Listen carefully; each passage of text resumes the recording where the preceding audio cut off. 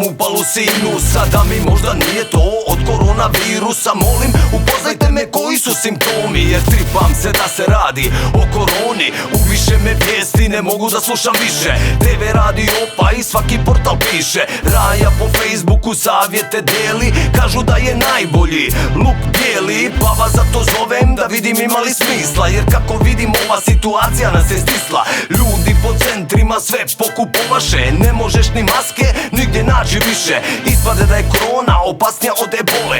Djeca više ne idu u vrtiće i u škole. Zabranjeni skupovi, sve se redom odgađa. Dragi doktore, pomagaj, šta se ovo događa? Dragi doktore, da li treba ostat kući? dragi doktore, gdje taj virus čuči? dragi doktore, kakvi su simptomi? doktore, reci nešto o koroni. dragi doktore, dragi doktore, dragi doktore, doktore, doktore.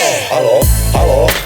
Doktor je na vezi, nisu više kritični samo Kinezi. Virus se širi po cijelom svijetu, za par dana obuhvatio cijelu planetu. Pa Boga mi evo, stigo i kod nas, samo dovi i od Boga traži spas. Vijesti filtriraj i pazi šta čitaš, mudro izaberi koga za savjet pitaš. I nemoj da pretjeraš, razbistri glavu, nisu svi u pravu, budi u pozitivnom stavu. Jer opasnija od covida je panika i strah. Zadrži dah, život je ko šah, pridržaj se uputa, nije neka garancija. Al najbolje oružje je kućna izolacija.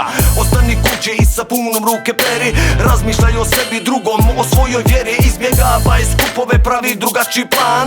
Stavi masku ako baš moraš izaći van.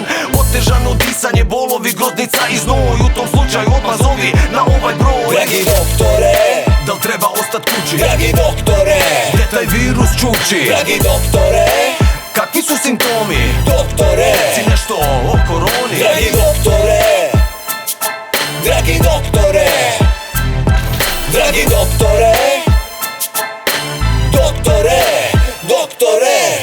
Ostani kući dok traje korona, ostani kući, ne glumi morona. Ostani kući zbog sebe i drugih, samo pozitiva protiv dana dugi. Ostani kući dok traje korona, ostani kući, ne glumi morona. Ostani kući zbog sebe i drugih, samo pozitiva protiv dana dugi.